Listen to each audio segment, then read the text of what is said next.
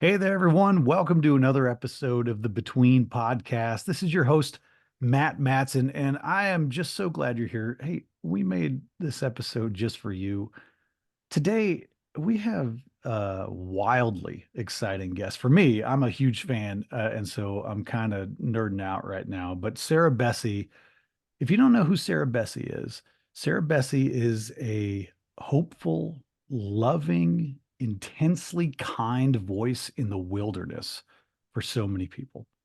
She's one of the creators of the Evolving Faith community, which has grown to serve tens of thousands of people who are searching for new ways to understand their deconstructing and reconstructing faith journeys. She's the author of multiple, I think five now, Sarah. Is that right? I think this is your It fifth is. book that we're talking about today. Yeah. So she's the author of five books, many of which, maybe all of which, are best-selling, critically acclaimed books. Her newest, which we're going to talk a lot about today, is titled Field Notes for the Wilderness, and it's just hitting bookstore shelves right now, and it's already a bestseller on a bunch of different lists, including USA Today and Publishers Weekly and a bunch of other stuff. And man, I don't know. Sarah's a huge deal. She's a voice that has whispered in my life a lot over the last several years through the Evolving Faith community, through the Evolving Faith podcast, through your writing, Sarah. And I think maybe you, for me, have been a hub of learning about all these other people out there who I want to connect with. And Mhm. you've just been probably unknowingly somebody who connects me to other thinkers and other people and other voices that have just been so transformative for me personally. And I'm so grateful. Sarah is also perfectly and delightfully Canadian. I'm surprised she hasn't gotten, I don't know what they give up there, like the golden maple leaf or the diamond syrup bottle or are those cheap Canadian jokes? I shouldn't do that. Oh, that sounds great. Okay, That's a good. lot better than usually the other ones most people would pick. Thank you, Matt. That's really nice of you to say. Sarah, I'll take thanks. it. Yeah, thanks for being here. I really appreciate you being here. Thanks for doing this. Oh, I'm so glad to. I'm so glad we got a chance to finally sit down. It's good. Yeah. So, your work, I don't know, your work has been so important to me and so many others who are trying to kind of just make sense of a messiness we might sense in the larger faith world or in our Mhm. personal faith world. And I think I should start by just saying thanks for that and thanks for all that you've created. And I mean, I know because I read your Substack and I follow you on social media. I know that self-promotion is like your favorite thing to do. It's this is probably the best part of being an author for you is bouncing around to You podcasts and know me so interviews. well, Matt. Well, will you start by self-promoting? Will you start by just telling us about this book? Tell us this book in your words. Sure, sure. Well, first of all, thank you so much. I think with this book, what I was hoping to do was almost like gather up everything I'd learned the hard way Hmm. over the last 10 or 15 years, and not only, my own journeys within faith shift or kind of having an evolving faith, but even the things from walking alongside and, being kind of included in a lot of other people's journeys. I know that a lot of us have found that um, reconnecting with our faith and healing, issues of belonging and questions and doubt. Even the ways that we kind of begin to feel like we're not just kind of in the wilderness around, theology and practices and politics and whatever else, where we just kind of feel like, look, it's really hard to leave the faith that raised you. Yeah. And it's even harder sometimes to begin to reimagine and lean into and walk into something different or something that's maybe a little bit more, um, I don't know, centered on compassion Yeah. as well as truth. Yeah. And so I think maybe some of the hopes that I had for the book was that it would be sort of like, well, here's the things that have actually served me well. When you find yourself at that threshold of the wilderness, if you find yourself at that moment of being like, well, everything I thought I knew about God and about the church or about scripture or about how to be in the world just feels like it is disappearing like a Yeah. campaign promise right now. Mhm. Um, now what? And so I think that that's basically kind of where I landed with the book is saying, here's all the practices, no matter where your journey may take you, because a lot of us end up in very different places with very different understandings. And I think there's a lot more room maybe than we've Yeah. often been taught. But no matter what hopefully a few of these would be helpful and good, maybe spare people a few of the ditches I fell into, as well as hopefully point out a few little moments of beauty and goodness along the way too. Yeah, you talk about, leaving the faith of your childhood as, and so many of our listeners have had that experience in big ways, in like they left a church or a religious institution community entirely, threw it Mhm. all out, and are either looking for another one, trying to just build one from scratch, or just have left, period. I think I read something this morning about, the quiet quitting epidemic of the Mm. professional world, and how many people are also quiet quitting in faith institutions in the same Mhm. way. They're just silently disappearing from their church, or they're staying in their faith community, but are staying there just so full of doubt that gets heavier and heavier and heavier, every day. And I think your book, I love the way you structured the book, is like, it's not, do this and everything will be okay. It's, like you said, here's some lessons I learned the hard way, and maybe you don't have to. I think you literally structured the book, and I think there's about 15 kind of letters to people. These are 15, and they're Mhm. letters about a tool that you can use, a way that you can think about, uh, handling this Mhm. moment in a faith crisis, or in a evolving faith moment that feels really, really scary. Is that the right way to categorize how you built this book? Yeah, for sure it is. And I think one of the things that a lot of us who have found ourselves kind of at that sort of threshold or crossroad or liminal space even, there's a lot of people who talk about us, Mm, aren't there?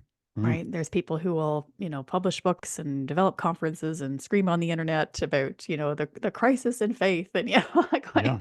heaping a lot of shame and condemnation and fear Mm, even on people who, to my way of thinking, have found themselves at a very normal and healthy part of spiritual formation. It's not actually something to be afraid of or to pathologize really a whole lot.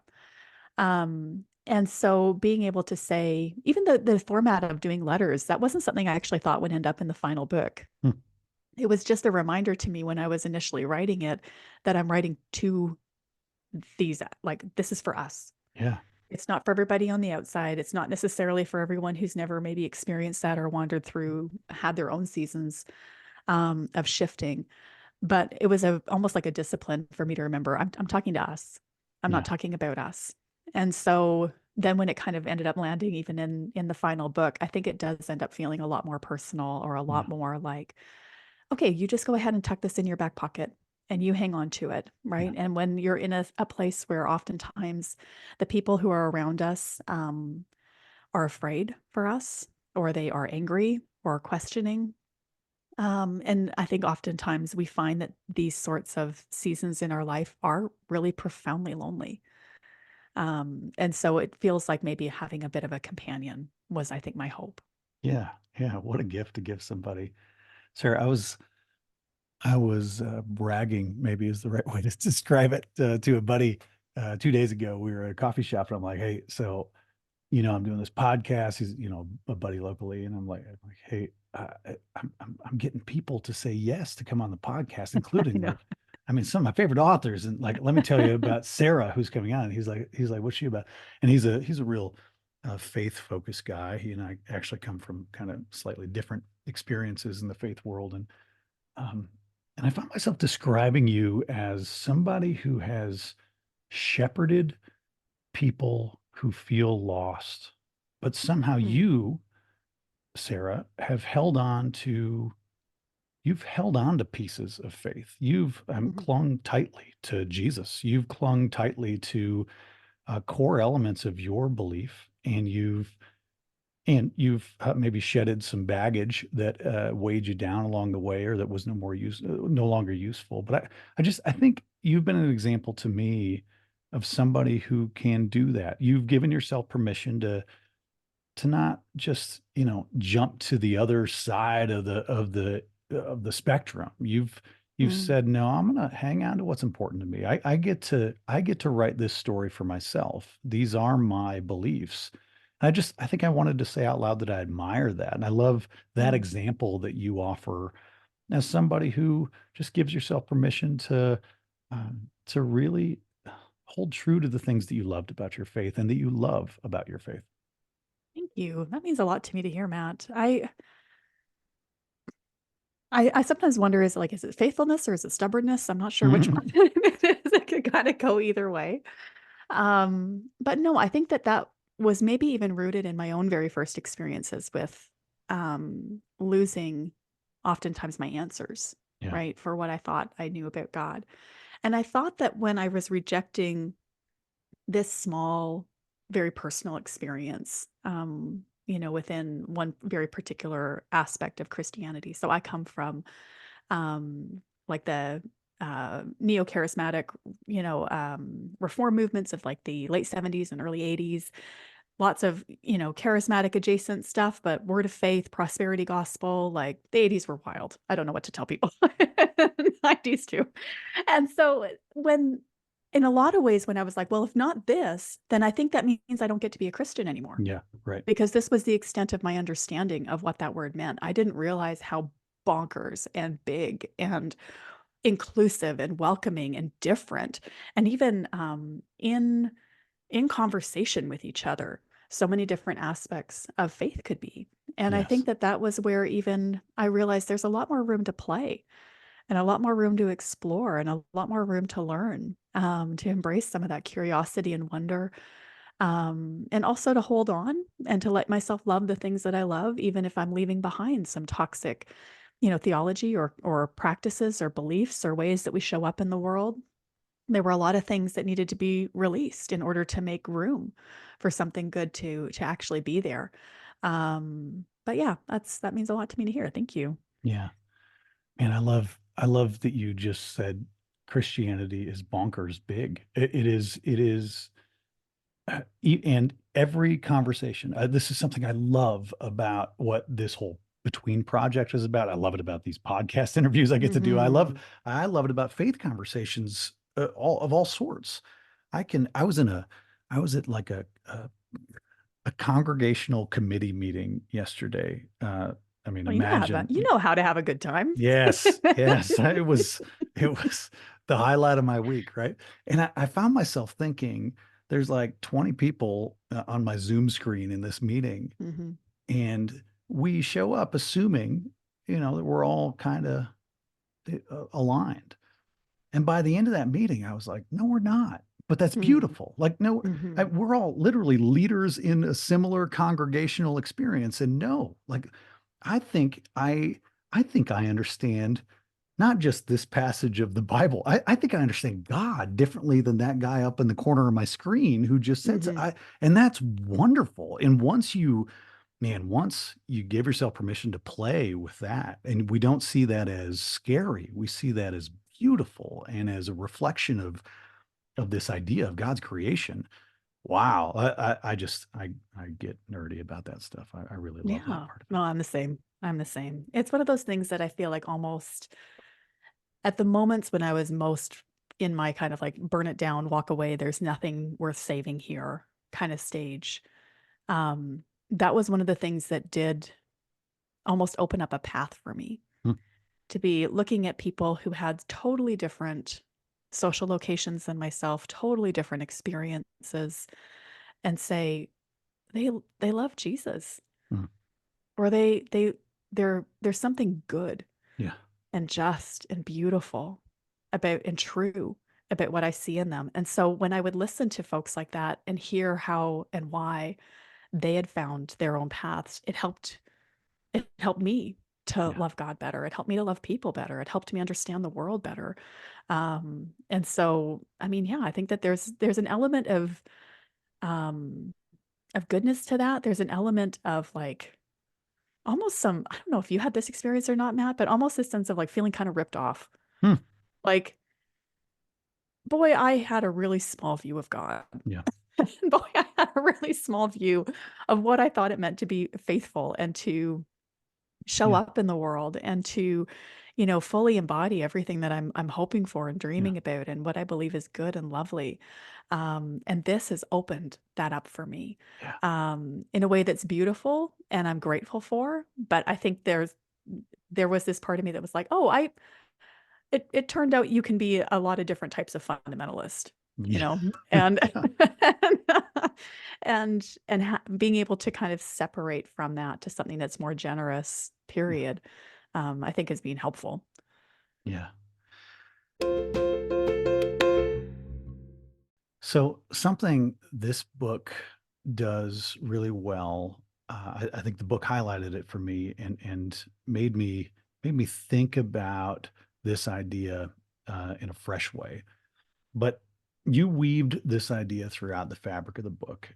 The idea is for me that a faith crisis or uh, a throbbing feeling of doubt somewhere deep in your soul always happens within the context of our real lives.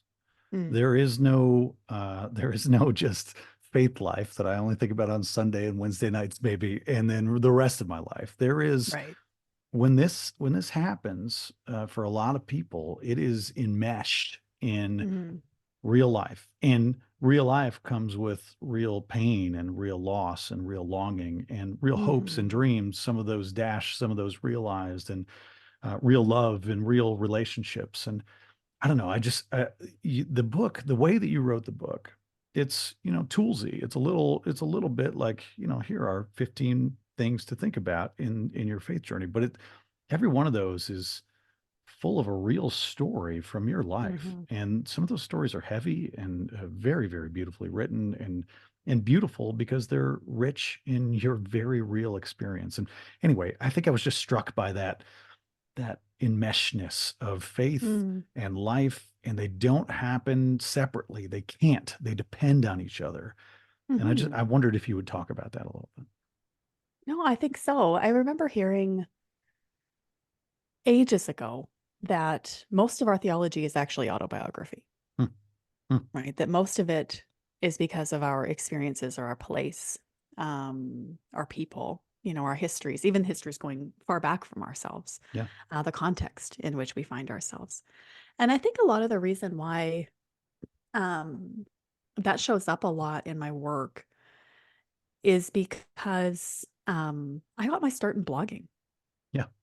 I think so, and I was writing in the context of my life. And I think that that's one of the things that maybe was something that um we needed and that began really with a lot of the hey, listen, I'm not someone who's ever going to be a huge, flag carrier for all the glories of the internet, but there was something really beautiful about that first initial and ongoing work of saying there's a lot of voices that we haven't heard from.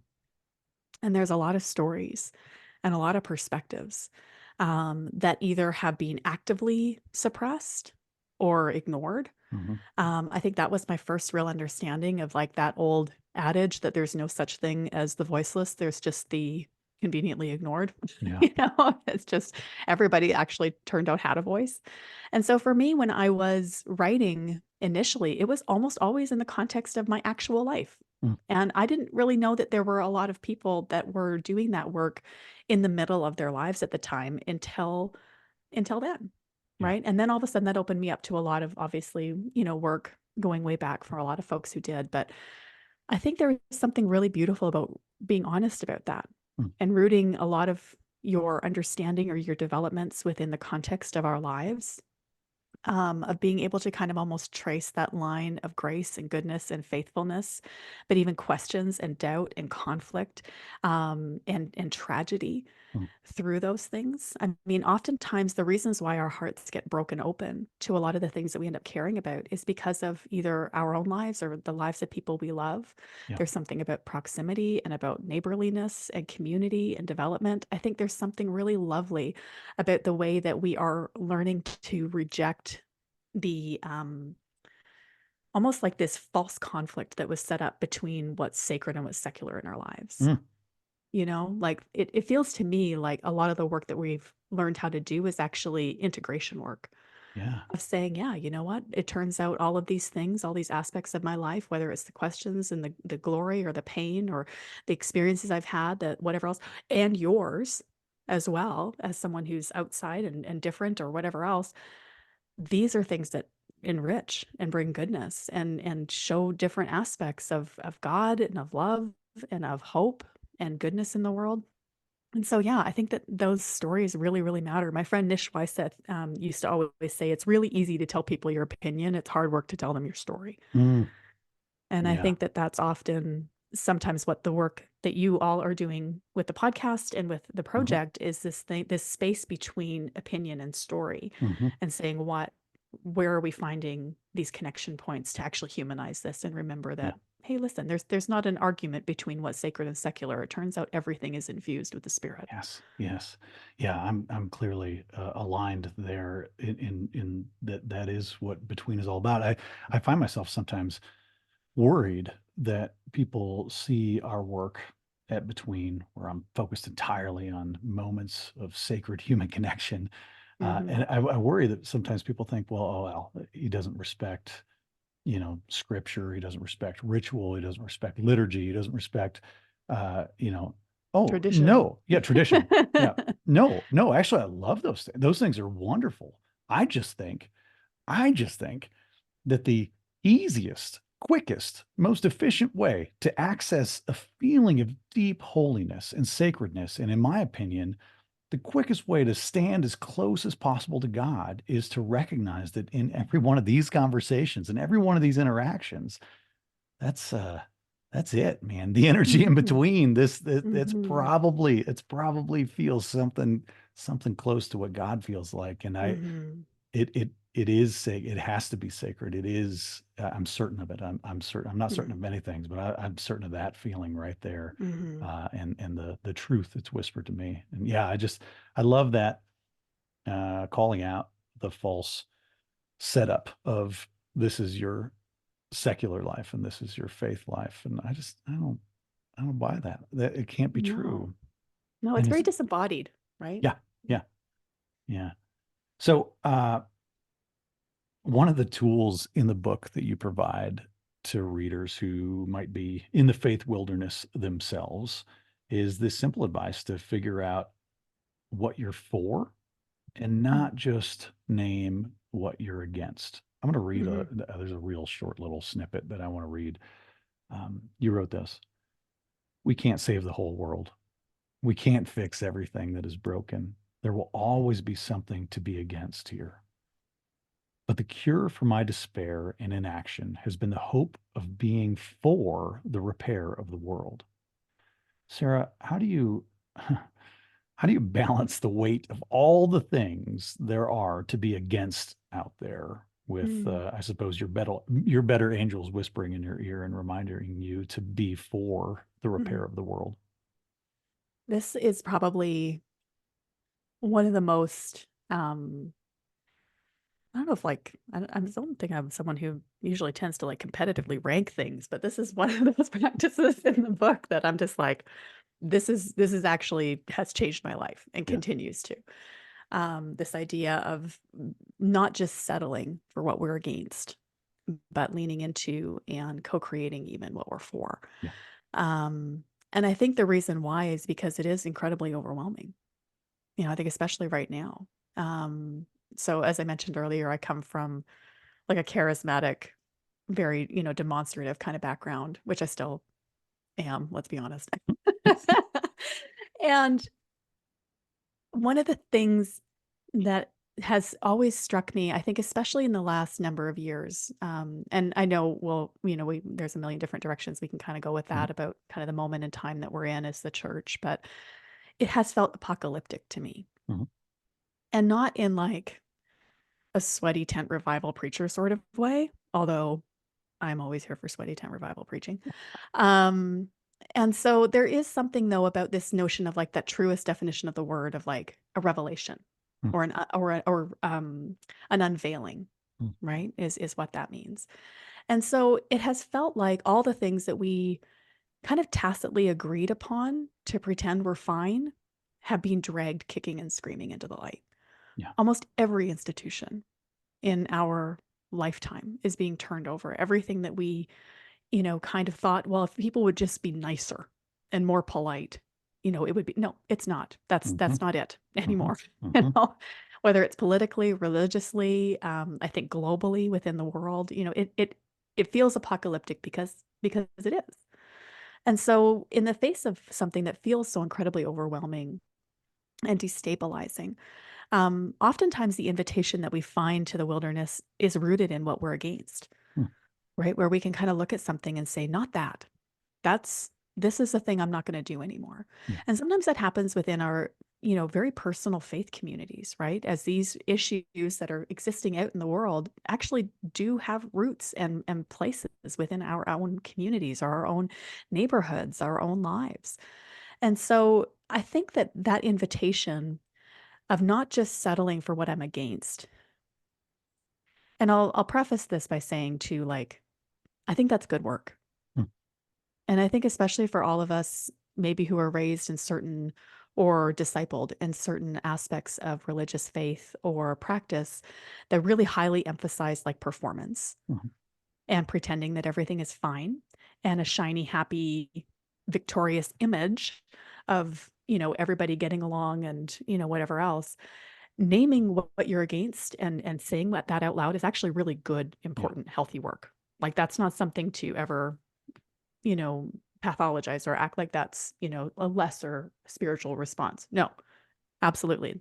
Lament, rage, telling the truth, those things matter. But it's not where I want to build my whole home. Yeah. And so that shift towards what is it that I want to be for? What is it that I believe is good? What are the things if I'm against this, then what's the thing I actually want to embody? What's the thing that I want to almost prophetically resist with my actual life? And so for me, for sure, it's been really rooted in a lot of like very ordinary work and very ordinary practice. Like I know that my life is pretty small to some extent, Mhm.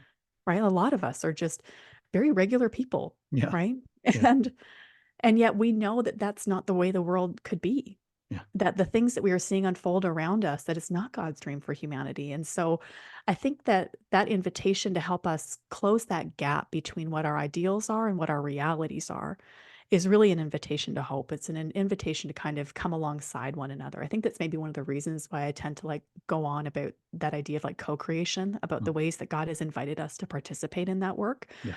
of repair. Right. And so there's a lot of uncelebrated ways that we embrace that, a lot of ways that people on the outside may not always notice.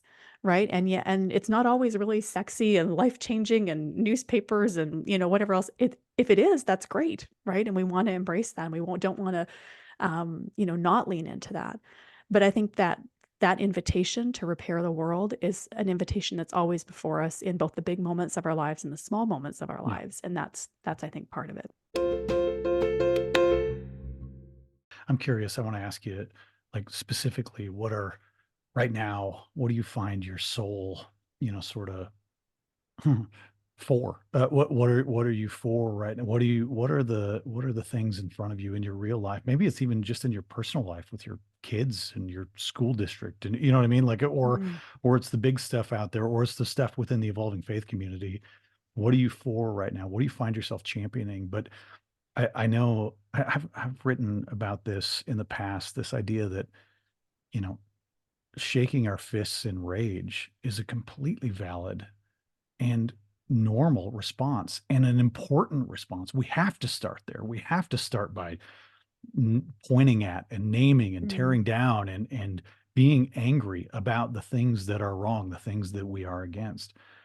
But it cannot sustain. You said I don't want to Mm. build my home there. Yeah, it it will just exhaust the only possible outcome of us living there is that we will just be exhausted and have not Mhm. done anything. And we have to ask ourselves, like, what are we have to be for something. And I think I, and maybe you too, could name, I've got some privilege that allows me to maybe more easily and quickly get to what I'm for. It's Mm. I've got less things in the world that are against me. So it makes it a little smoother for me to get right to, well, here's what I'm working for. So I can stand on my high horse and claim that. But also, I think that that is just an ultimate truth, or it's got to be something close to it. Like we can't build anything on a foundation of just tearing more things down, of just being Mm. angry. At some point, we have to rebuild. We have to be for something. We have to claim this thing that we are, the world that we're trying to co-create together. I love that. I'm curious, is was that question kind of out of the blue? But what are you for right now? Mm. There's a lot of places where I have felt my smallness and my insufficiency. Hmm. And I think that's where a lot of times I have felt a lot of almost this sense of like, I don't want to say like it's despair or like pointlessness, but there's this sense of almost like, well, what does it matter? Hmm. Right. And does it really kind of turn the tide, Yeah. kind of at all? Yeah. And I think that that's one of the things that has been maybe one of my bigger shifts over the last number of years, um, is around that invitation of repair, even for just one small moment, Hmm. one small moment of interaction. That's not to say that I'm not engaged in like larger things that are happening in the world and donating the money Yeah. and raising the awareness and showing up for the protests and doing the things. But even in like a lot of small ways, even like within, like to your point, even within our home, Hmm. like we've got 4 kids that are all at very different ages and stages, and we're within communities and we are, showing up in these places. And that's where I think we really begin to learn like, okay, this is what it means to pray for my enemies. This is Yeah. what it means to fold some clothes and drop off meals with, that extra bag of groceries, Yeah.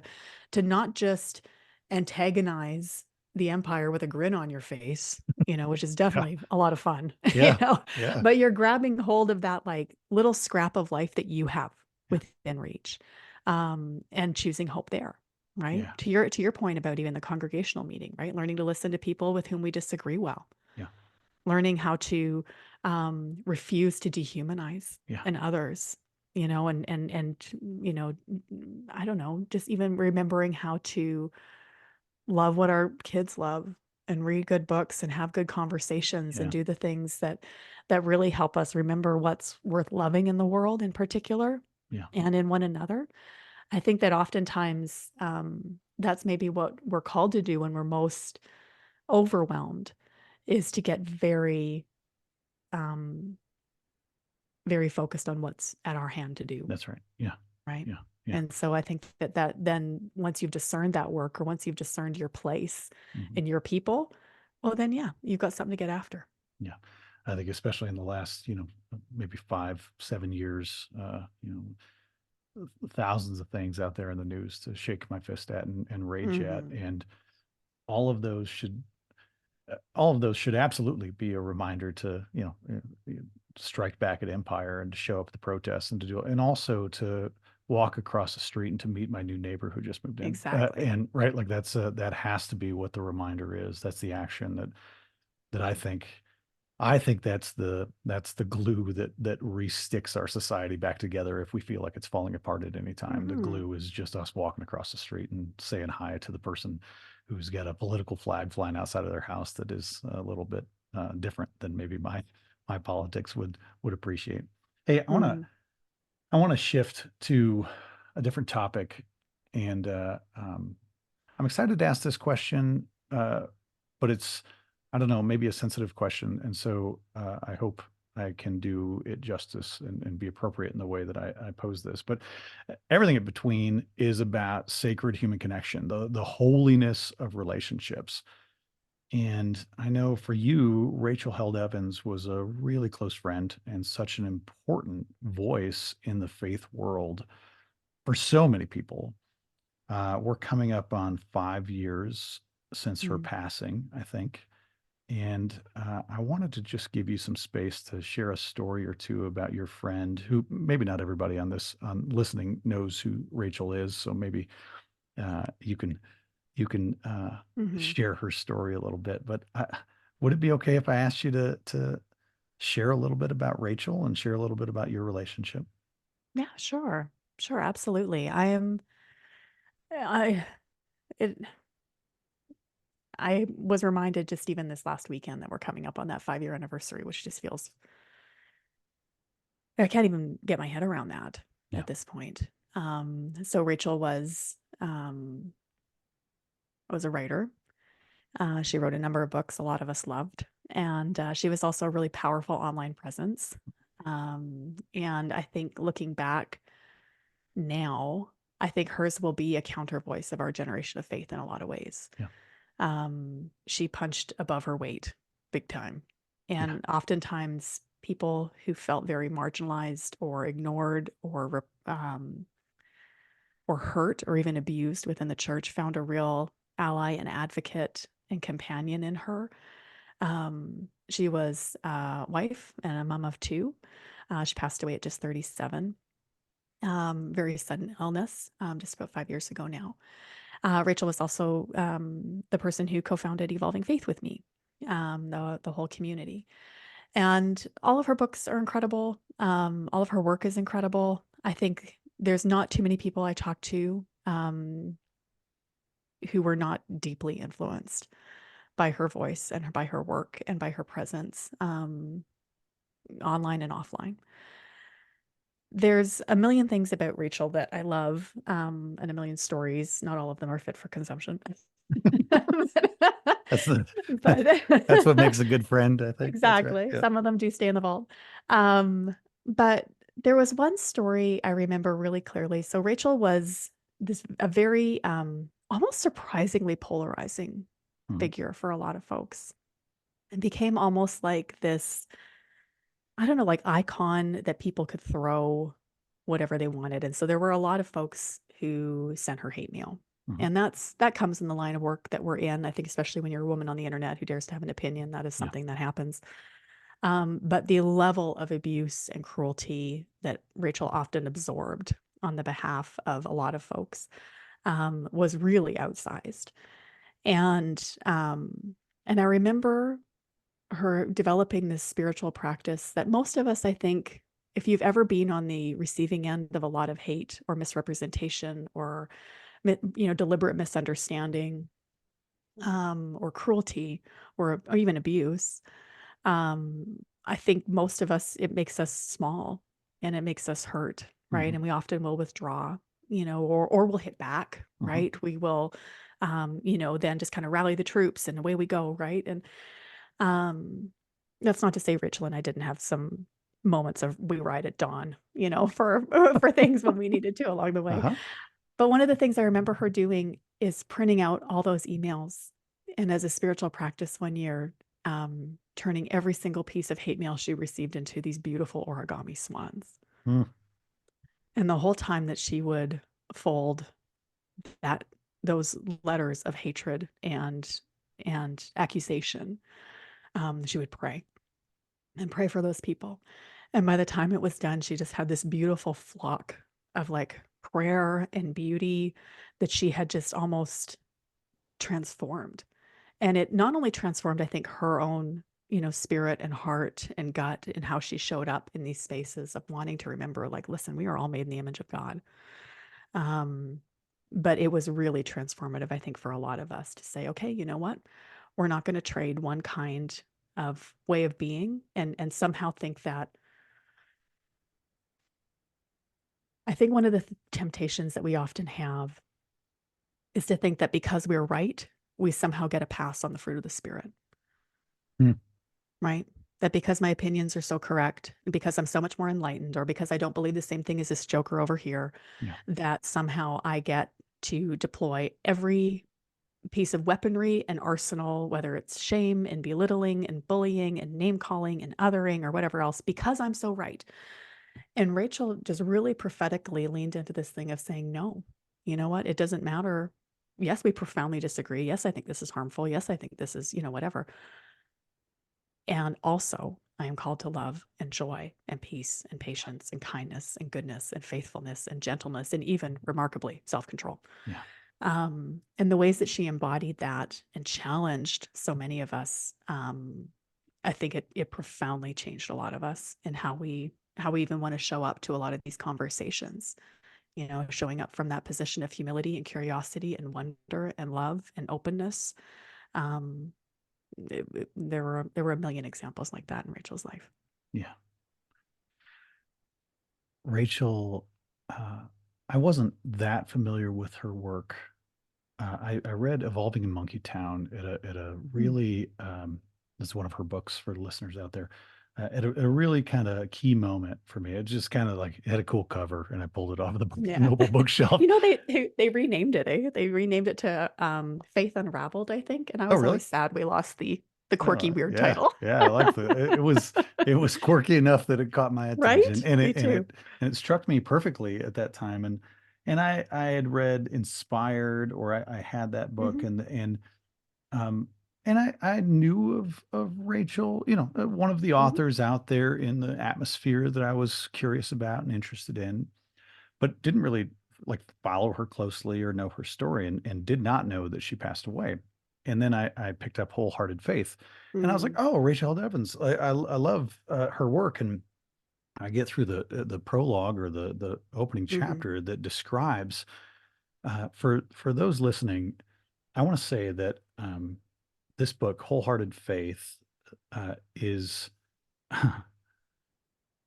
when I read that book and understood how that book was made, I Hmm. thought, oh, if only we could all be remembered and honored that way Hmm. after we pass. Like it Hmm. was such a beautiful thing. So uh, she had written 12,000 ish words of a manuscript, Hmm. and and her husband said, her husband called a friend, your friend as well, Hmm. Jeff, right? Yeah, And Jeff said, Chu. Jeff Chu, and said, will you finish this?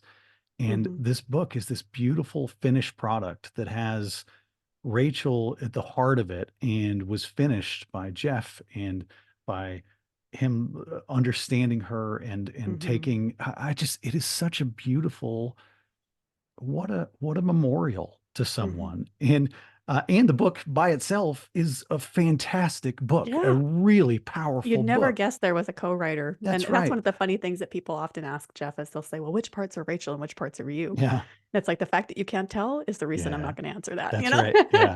Yeah. Like, I it's just all her, right? So and Jeff just really came alongside of it. It was such a sacrificial and beautiful act of friendship. yeah. I think especially to come alongside and bring that. And then Matthew Paul Turner has come alongside of a couple of children's books she had Yeah.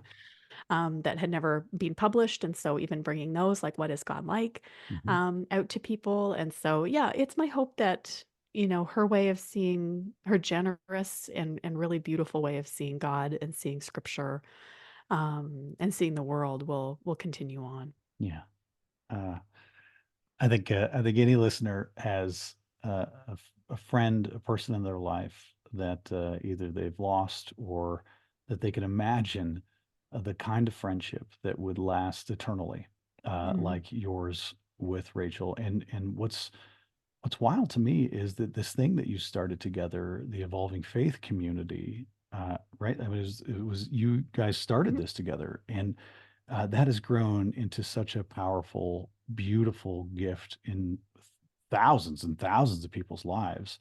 Would you talk a little bit about that conference, that online space, that the podcast that you've done, and what?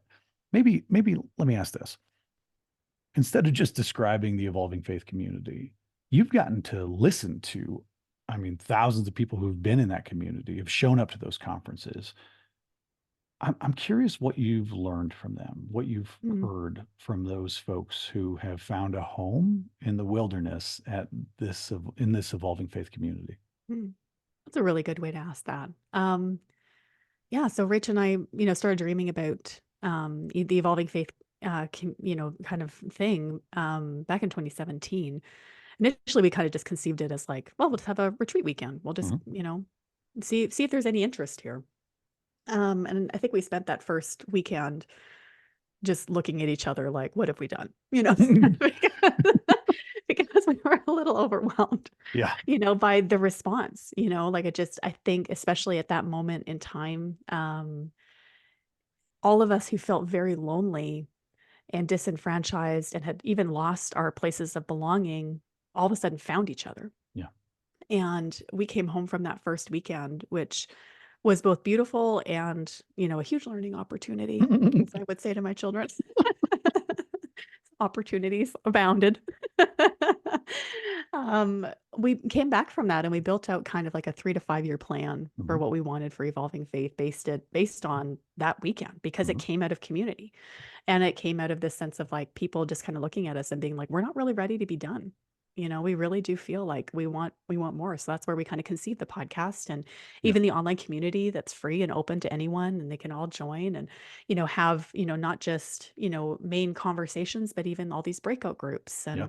and, different spaces where they can connect with people and find a sense of belonging, find good conversation partners or someone to bounce ideas off of or whatever else. And, all those things, kind of developed along the way. Rachel passed away before a lot of those things came into being. Jeff Chu came alongside, and he was, the leader of Evolving Faith with me for a few Mhm. years.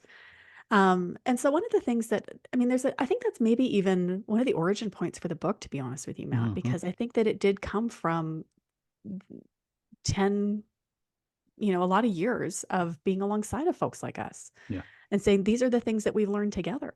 Yeah. I can't necessarily look at that and say, well, these just came poof out of my brain. Like, no, Mhm. these came out of the community. These came out of relationships and writing for and alongside. And I think that's even part of what united Rachel and I in a lot of ways. Um, was we both resolutely kind of refused to be on anyone's pedestal. Like, I think both of us had been burned by that enough Yeah. in a lot of churches and a lot of faith communities, and we just wanted to resolutely be alongside people. Yeah. And that's I think where a lot of it came from. I think I had always underestimated or thought that I was unique in the loneliness and the longing for community. Mhm. Yeah. And when you realize, like, oh, look at all these misfits and weirdos and Bible quiz winners and, people who, well, were dropouts from conversion therapy and, Yeah. all these Yeah. other spaces that have hurt and have experiences, and yet they have found each other around this like little makeshift feast in the wilderness. Um, and that felt good. It Yeah. felt good to find each other and to find that sense of community, to share practices, to swap ideas, to say, well, I really learned a lot from this person. I think they'd be a good guide for you. Or, you know what, I want to call you in on that. I don't think that's a really healthy response. Can you rethink that? Let's do that Yeah. together. Like there's been a lot of really beautiful things that have kind of arisen from that. And I'm never not surprised Yeah. by how some of that has unfolded. But I think that those are some of the things that we learn by listening to one another. Yeah. And maybe that's even just what it ended up being. Yeah. I think you've done a great job of staying next to people there and not putting yourself on a pedestal. I mean, I think, Well, not that uh, anybody would want to put me on a pedestal, Matt, to be well, honest with you. I, I can settle down a little bit, but yeah. no, I understand your point, and also I think you're being a little too humble. I mean, you're pretty cool, and you gather other pretty cool people. I mean, if we look at the lineup of the speakers at the last couple conferences, I mean, Mhm. this It's is the who's bonkers. who of sort of this progressive faith community, of this deconstructing faith community that is kind Mhm. of continues to grow, and there are more and more Yeah, great thinkers and authors and influencers out there doing really incredible, and innovators and workers out right. there doing just cool stuff right now. And you bring those people in, and it's pretty neat because everybody kind of Mhm. fangirls over everybody who's there. And also it's presented in a really human way. It's presented in Mhm. a just a pure, nobody's putting on a show. It doesn't feel that way. It feels Yeah. like it's just real people asking Mhm. questions. And uh, I It's think you really do a great job of lovely. that. Yeah. I think that's one of the things I've really loved about the vast majority of folks who have come alongside of a lot, whether it's the conference or the community. Um, there's a real humanness Yeah. and goodness and Yeah. realness to them. Yeah. Um, And it's been, almost a really good check for me. You know how they always say, like, "Never meet your heroes?" Yeah. Yeah. And that definitely can be true. But in my experience across the board, I have just been dazzled by Yeah. how human and kind and filled with curiosity Yeah. and generosity all of these folks have been as they've come alongside of so many people, and even just how, I don't know, Like we've all held on to each other. Yeah. And I think that's really lovely. Yeah. I want to ask maybe one other topic. We're running low on time, but I wanted to get to this topic. In your book, in this newest book, Field Notes for the Wilderness, you wrote, I mean, you wrote this early, like on page 3 of the book or something like that. But you wrote this. You wrote, "We are in the midst of a shift in the church that has resulted in many of us here, outside the city gates, exhausted and scared, sad and angry, and yet a little relieved." So, Sarah, with all those people outside the city gates, do you think we can reimagine how to do quote unquote church, despite the Mm, fact that we're all exhausted, sad, angry, and scared? Is mm, are you seeing it happen? Is there is there possibility for global mm. reconstruction of if everybody Yeah, if everybody is storing it down? Is there there it possibility for is. us to be for something new? I hope so. Mm, Yeah, I genuinely do hope so. I think sometimes it surprises people um how Jesus-y and how churchy I can be. mhm. Um, I think that's something that can sometimes be like, "Oh, really? I thought we'd kind of moved on from that." Right, right, right. I don't know that we're going to find the answers to a lot of those questions in a lot where a lot of us are focused right now, Mm, which is on things like functionality and locations and methodology, the how we're mhm, doing things. I think it'll end up being a lot of different approaches and practices and ones that we haven't even, you know, imagined yet, right? And I guess for me, it does come down. So there was a church historian and theologian called Phyllis Tickle. Have you ever encountered her work, Matt? no, but I like her name a lot. I know she was fantastic. So she was, more of a historian. She passed away a few years ago, and she was like an elder Mhm, almost, mhm, within a lot of these things. But she talked and wrote a lot about what she called like a new emergence of the faith, mhm, which comes with like a tremendous amount of discomfort and complexity, but also a lot of imagination. And she used this example that I've loved for years. I think maybe because of the ordinariness of it, where she talked about how every 500 years the church undergoes like a rummage sale, yeah. where we basically get rid of a lot of things. And we also are kind of like sorting it almost like, well, Mhm, this can stay. This has definitely got to go. I'm going to set this to the side and decide about it later, mhm, kind of mhm, stuff. Right. And she talked about how, there's always going to be folks. I mean, and again, you look at that every 500 years, whether Great Schism, the Reformation, mhm, we're right on time. That's where we mhm, are right now, and it can be a process of about 100 years, kind of on either side. And that's definitely how it has felt. I think we're navigating a lot of those pains and a lot of those shifts right mhm. now. That's means that then we're going to find ways to create and reimagine and live out church in a Yeah. lot of different ways. I think one of the big things that gives me hope there is that I do genuinely and very earnestly believe that this is an invitation from the Mm, Holy Spirit, mm, right? That we are being invited to just cast off everything that isn't serving us, everything that has been hurting the world, to be honest about those things, but then also to say, all right, here are the things that are possibilities for what lies ahead. mm. Or even here are some things that I thought were garbage that it turns out are actually really precious Yeah. and valuable to me. And so I don't know that it's really as much about like whether or not people are going to a physical church on Sunday Right. morning, right? Or, Right. logging into a service from halfway around the world, which is how a lot of people are finding, Mhm, kind of a sense of community right now, especially if they feel like they're in a place where there's a lot of loneliness and there's not really an opportunity to be in community with folks. So I think online is definitely, great if that's where you're at. But it might be a very different function for all of us, depending on our circumstances. I was thinking about it and actually went and pulled up right when you had started talking about this quote from the Reverend Stephanie Spellers. And she wrote this book called The Church Cracked Open. And she wrote that a church that has been humbled by disruption and decline may be a less arrogant and presumptuous church. mm, That it may have fewer illusions about its own power and centrality. It may be, and that's, I think, where a lot of us are. Maybe less willing to ally with empires and powers that have defined it, and maybe finally willing to admit that we need like that true power and wisdom of the Holy Spirit. mm. And so I think that maybe that's one of the invitations of this moment in time around church is not just to settle for, well, how do we keep butts in seats, but to say, okay, how are we being invited to expand our understanding of this? What are some things that maybe we need to release from a large, can we step a few steps up, and look at the larger thing of what it is we're trying to do and why, and even have room for asking ourselves, maybe there's other places or other ways where I'm experiencing belonging, and then not stop there, but also ask, like, where am I creating belonging for others too, right? Yeah. Sarah, I want to talk about that for the next 3 Right. hours. I mean, I We're really all there do. right now. I really do. That is not just one of my favorite topics, but the way you frame that is, oh boy, I would love to, Mhm. let's pour ourselves some tea and have a long Right. conversation about that, Sarah. But I'm looking at my Well, you're clock. not wrong. I mean, because it's really deep repair.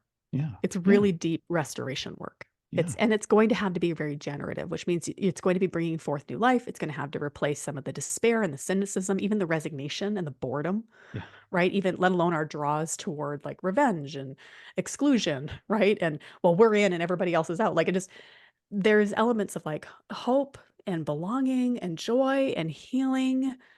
I don't know. It just there's a lot of courage that requires to step out of the hamster wheel of the way it's always been, Mhm. when that hamster wheel keeps eating up a lot of people, Yeah. Yeah. right? And And people so that's part of it. and those people feel trapped in it. I think that's the other Oh, thing to yeah. say is that we're all, I'm to blame. I'm pointing at all these nice, well-meaning clergy members who are running churches into the ground. And I'm like, what's wrong with you? Like, why are we, what's, come on. And they're stuck there and they're Mhm, exhausted and they're pained and they are uh, like they have to put mhm. food on the table for their family Yeah. and they're stuck in this cycle of that is a heavy big cycle that Mhm, is much bigger than you or I or anybody else, mhm, but all we can do is what you've done. And I think I'll say this, what I'm trying to do, right? Like just trying to mhm. create new spaces if we have the capacity to do so. And Yeah. you've done a wonderful job of that. And I think there's lots and lots and lots of people out there trying to do that right now in small ways and big ways on the internet and in person. Mhm, And it's not about the how, to your point. It is really about our orientation toward mhm, uh, hope and belonging and joy and all those things that you said. mhm. Two last quick things. Two last quick things. The first one is the obligatory okay, Sarah, where can people find you on the internet and buy your book and, subscribe to your newsletter? So You're making let's, sure that I remember I have to that's promote right. things. Thank you, That's the Matt, because otherwise important thing. That's the important thing. Will you share those things though with our listeners? For sure. So the book's called Field Notes for the Wilderness: Practices for an Evolving Faith. And it's pretty much everywhere books are sold or borrowed. And one thing I learned, if your library doesn't have it, you can request it and it can come in, and then it's also there in the community if that's something that you want to do. And then for everything else, usually the best hub is just sarahbessey.com. That's where you'll find links for me on Instagram and Facebook, as well as to my newsletter, to all the books I've written, as well as to Evolving Faith. So that's kind of a good landing spot to then branch out, I think. Uh, are these all the other books? Jesus Feminist was your first book, right? It That was was. your first big book. Mhm. That was It's a a big great deal way to book. make a lot of friends, is to write a book like Jesus. It's also probably a great way for a lot of people to make new friends today. Just That's true. carry that book This is around true. wherever you want to start conversations. That's good. Out of Sorts, you Mhm, wrote miracles and other reasonable things, right? Like mhm. that was, and then a rhythm of prayer. Yeah. I've got a rhythm of prayer right here in front of me. I love turning into this book. It is such I love this. You edited this book, so Mhm. there's got some other folks who have contributed to it. A Rhythm of Yes. Prayer. It's a collection of meditations for renewal, and it's got just such wonderful little blessings in it, and little prayers, Hmm. and big prayers, and heavy prayers, and prayers that are personal and real and strike me in different ways at Mhm. different times. I wondered, would it be too much or too awkward to ask in this particular format, Sarah? I wondered if would you be open to closing our conversation with a blessing of sorts? For You're really good at sure. that. Well, I don't know about that. That's one of the things that I love and have held on to is prayer. And that Mm. was even one of the things that I took into that project was reminding people you get to bring your whole self Mhm. to prayer, Mhm. right? That it doesn't have to be just for when you're feeling tidy and Yeah. organized and well done. So, I mean, there's a few things. I don't know, Matt, like there's one within Rhythm of Prayer I could read. And then there's another one that I had from a little while ago. I didn't know which one you'd rather. Let's do the other one. Surprise me. Oh, Surprise me. okay. That's fun. Yeah. I'll surprise you. That sounds good.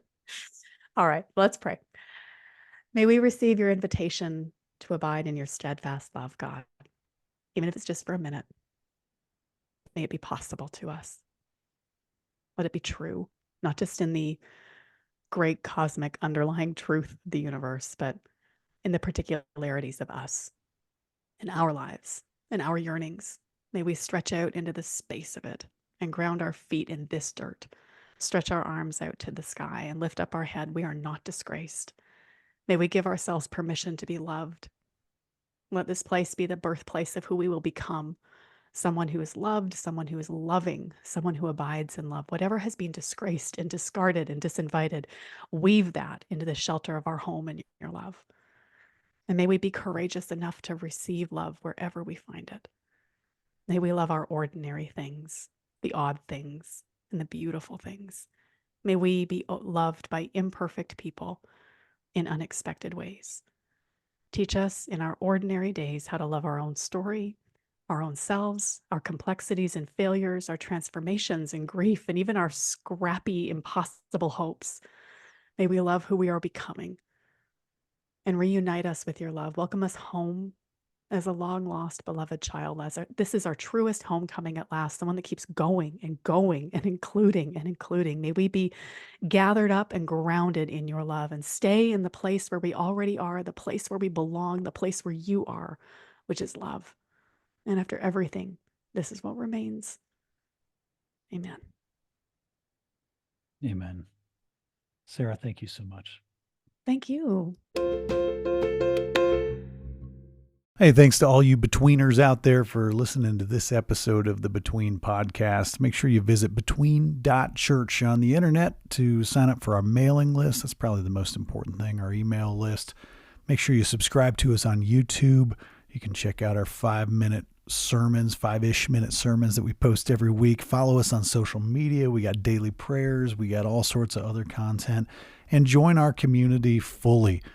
We invite everyone. You are welcome here, no matter who you are or where you're from, no matter what you believe or even if you believe, no matter who you love or how you love, no matter what anybody else has ever told you about you. You are welcome and loved and celebrated here at Between. You know, my favorite church is the space between people. Now go with God's love and create the church between.